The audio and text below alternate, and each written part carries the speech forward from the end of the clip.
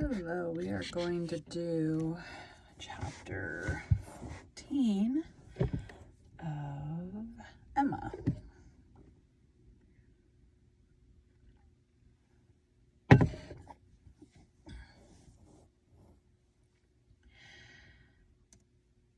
Welcome to Bite at a Time Books, where we read you your favorite classics one bite at a time.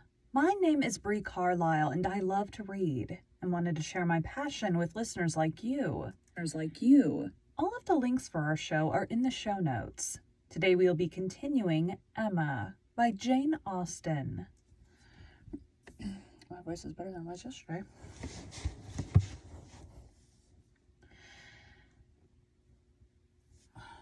Make this a little bigger. So I read this in a web browser, so there's only so big that the text can go. When I'm doing normal narrations, I generally do that in Adobe so that I can adjust the font, but they have something called a liquid view that lets you toy with the font. Anyways, I don't do that with these books for whatever reason. Austen. Chapter 14. Some change of countenance was necessary for each gentleman as they walked into Mrs. Weston's drawing room. Mr. Elton must compose his joyous looks, and Mr. John Knightley disperse his ill humor. Mr. Elton goodness. Make sure it's set right. Ill humor. Mr. Elton must smile less, and Mr. John Knightley more to fit them for the place. Emma only might be as nature prompted and show herself just as happy as she was. To her, it was real enjoyment to be with the Westons. Mr. Weston was a great favorite, and there was not a creature in the world to whom she spoke with such unreserve as to his wife. Not anyone to whom she related with such conviction of being listened to and understood, of being always interesting and always intelligible. The little affairs, arrangements, perplexities, and pleasures of her father and herself. She could tell nothing of Hartfield, in which Mrs. Weston had not a lively concern, and half an hour's uninterrupted.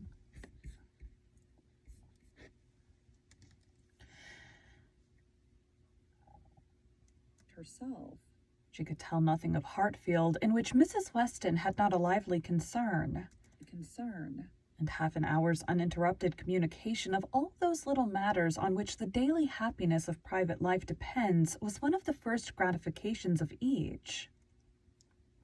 This was a pleasure which perhaps the whole day's visit might not afford, which certainly did not belong to the present half hour. But the very sight of Mrs. Weston, her smile, her touch, her voice was grateful to Emma. And she determined to think as little as possible of Mr. Elton's oddities, or of anything else unpleasant, and enjoy all that was enjoyable to the utmost. The misfortune of Harriet's cold had been pretty well gone through before her arrival. Mr. Woodhouse had been safely seated long enough to give the history of it, besides all the history of his own and Isabella's coming, and of Emma's being to follow. And had indeed just got to the end of his satisfaction that James should come and see his daughter when the others appeared, and Mrs. Weston, who had been almost wholly engrossed by her attentions to him, was able to turn away and welcome her dear Emma. Paragraph that's like almost the whole page.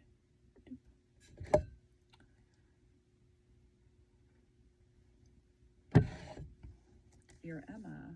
Emma's project of forgetting Mr. Elton for a while made her rather sorry to find, when they had all taken their places, that he was close to her.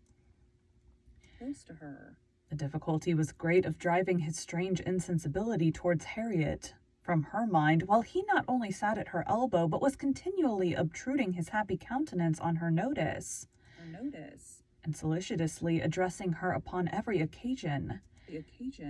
Instead of forgetting him, his behavior was such that she could not avoid the internal suggestion of, "Can it really be as my brother imagined? Can it be possible for this man to be beginning to transfer his affections from Harriet to me? Absurd and insufferable." Sufferable. Yet, he would be so anxious for her being perfectly warm, would be so interested about her father, and so delighted with Mrs. Weston. Mrs. Weston. And at last would begin admiring her drawings with so much zeal and so little knowledge as seemed terribly like a would-be lover, and made it some effort with her to preserve her good manners. Manners. For her own sake, she could not be rude, and for Harriet's, in the hope that all would yet turn out right, she was even positively civil. Civil. But it was an effort, especially as something was going on amongst the others in the most overpowering period of Mr. Elton's nonsense, which she particularly wished to listen to. She heard enough to know that Mr. Weston was giving some information about his son. She heard the words, "my son," and "Frank," and "my son" repeated several times over. And, from a few other half-syllables, very much suspected that he was announcing an early visit from his son.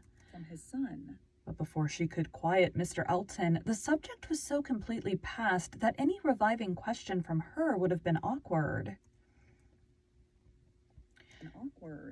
Now it so happened that in spite of Emma's resolution of never marrying, there was something in the name, in the idea of Mr. Frank Churchill, which always interested her. She had frequently thought, especially since She had frequently thought, especially since his father's marriage with Miss Taylor, that if she were to marry, he was the very person to suit her in age, character, and condition. He seemed by this connection between the families quite to belong to her. She could not but suppose it to be a match that everybody who knew them must think of. That Mr. and Mrs. Weston did think of it, she was very strongly persuaded. And though not meaning to be induced by him or by anybody else to give up a situation which she believed more replete with good than any she could change it for, she had a great curiosity to see him. She had a great curiosity to see him. Where am I? A decided intention of finding him pleasant, of being liked by him to a certain degree, and a sort of pleasure in the idea of their being coupled in their friends' imaginations. With such sensations, Mr. Elton's civilities were dreadfully ill-timed, but she had the comfort of appearing very polite, while feeling very cross, and of thinking that the rest of the visit could not possibly pass without bringing forward the same information again, or the substance of it, from the open-hearted Mr. Weston. So it proved, for when happily released from Mr. Elton and seated by Mr. Weston at dinner, he made use of the very first interval in the cares of hospitality, the very first leisure from the saddle of mutton, to say to her, "We want only 2 more to be just the right number. I should like to see 2 more here, your pretty little We want only 2 more to be just the right number. I should like to see 2 more here, your pretty little friend, Miss Smith, and my son, and then I should say we were quite complete. I believe you did not hear me telling the others in the drawing-room that we are expecting Frank. I had a letter from him this morning, and he will be with us within a fortnight."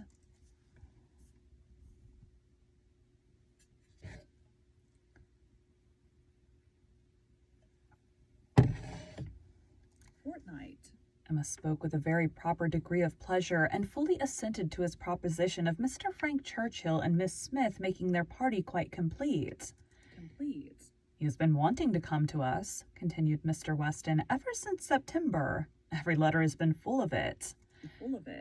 But he cannot command his own time. He has those to please who must be pleased, but who, between ourselves, are sometimes to be pleased only by a good many sacrifices. But now I have no doubt of seeing him here about the 2nd week in January. What a very great pleasure it will be to you. And Mrs. Weston is so anxious to be acquainted with him that she must almost be as What a very great pleasure it will be to you. And Mrs. Weston is so anxious to be acquainted with him that she must be almost as happy as yourself. Yes, she would be, but that she thinks there will be another put-off.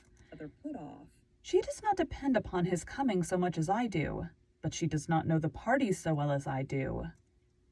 The case, you see, is, but this is quite between ourselves. I did not mention a syllable of it the other room. There are secrets in all families, you know. The case is that a party of friends are invited to pay a visit at Enscombe in January. And that Frank's coming depends upon their being put off. If they are not put off, he cannot stir. But I know they will because, where am I? But I know they will because it is a family that a certain lady of some consequence at Enscombe has a particular dislike to. And though it is necessary to invite them once in 2 or 3 years, they always are put off when it comes to the point.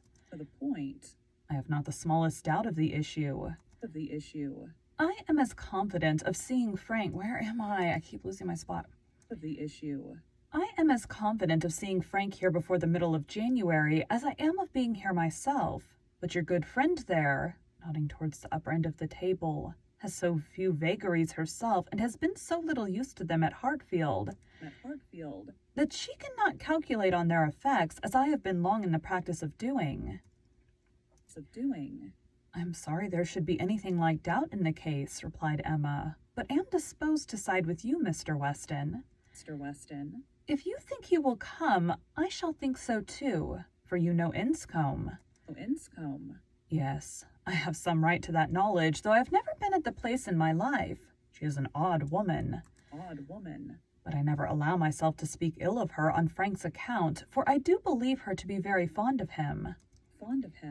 I used to think she was not capable of being fond of anybody except herself, but she has always been kind to him, in her way, allowing for little whims and caprices and expecting everything to be as she likes.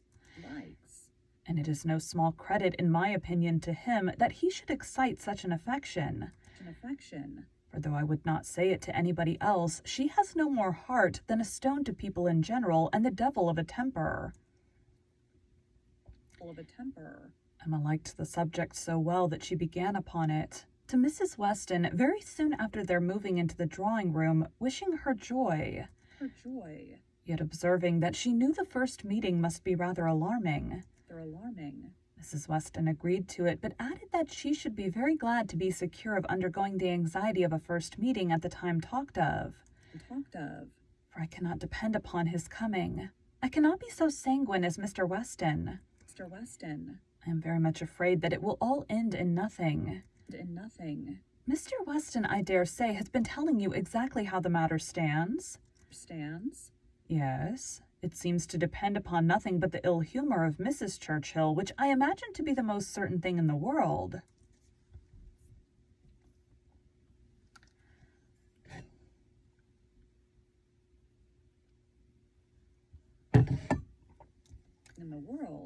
My Emma, replied Mrs. Weston, smiling, what is the certainty of caprice? Then turning to Isabella, who had not been attending before, you must know, my dear Mrs. Knightley, that we are by no means so sure of seeing Mr. Frank Churchill, in my opinion, as his father thinks. It depends entirely upon his aunt's spirits and pleasure, in short, upon her temper. To you, to my 2 daughters, I may venture on the truth. Mrs. Churchill rules at Enscombe, and it is a very odd-tempered woman, and his coming now depends upon her being willing to spare him. Oh, Mrs. Churchill, everybody knows Mrs. Churchill, replied Isabella. And I am sure I never think of that poor young man without the greatest compassion. To be constantly living with an ill-tempered person must be dreadful. It is what we happily have never known anything of, but it must be a life of misery. What a blessing that she never had any children. Poor little creatures, how unhappy she would have made them. Emma wished she had been alone with Mrs. Weston. She should have then heard more. Mrs. Weston would speak to her with a degree of unreserve which she would not hazard with Isabella. And, she really believed, would scarcely try to conceal anything relative to the Churchills from her except those views on the young man of which her imagination had already given her such instinctive knowledge. But at present there was nothing more to be said. To be said. Mr. Woodhouse very soon followed them into the drawing room. Drawing room. To be sitting long after dinner was a confinement that he could not endure. Not endure. Neither wine nor conversation was anything to him, and gladly did he move to those with whom he was always comfortable.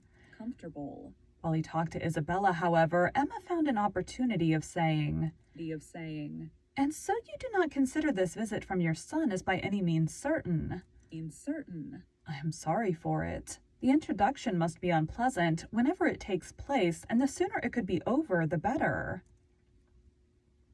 For the better. "Yes, and every delay makes one more apprehensive of other delays." For delays. "Even if this family, the Braithwaites, are put off, I am still afraid that some excuse may be found for disappointing us." Pointing us. "I cannot bear to imagine any reluctance.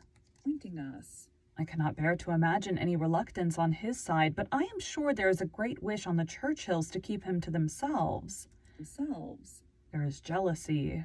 They are jealous even of his regard for his father. His father. In short, I can feel no dependence on his coming, and I wish Mr. Weston were less sanguine." Sanguine. "He ought to come," said Emma. "If he could stay only a couple of days, he ought to come. And one can hardly conceive a young man's not having it in his power to do as much as that." Is that? "A young woman, if she fall into bad hands, may be teased and kept at a distance from those she wants to be with. To be with. But one cannot comprehend a young man's being under such restraint as not to be able to spend a week with his father if he likes it." Likes it. "One ought to be at Enscombe and know the ways of the family before one decides upon what he can do," replied Mrs. Weston. Mrs. Weston. "One ought to use the same caution, perhaps, in judging of the conduct of any one individual of any one family. Family. But Enscombe, I believe, certainly must not be judged by general rules. She is so very unreasonable, and everything gives way to her." Oh, coming to the end. Way to her. "But she is so fond of the nephew. He is so very great a favorite. Favorite. Now, according to my idea of Mrs. Churchill, it would be most natural that while she makes no sacrifice for the comfort of the husband, to whom she owes everything, while she exercises incessant caprice towards him, she should frequently be governed by the nephew to whom she owes nothing at all." Nothing at all. "My dearest Emma, do not pretend with your sweet temper to understand a bad one, or to lay down rules for it. You must let it go its own way." Its own way. "I have no doubt of its having, at times, considerable influence, but it may be perfectly impossible for him to know beforehand when it will be." It will be.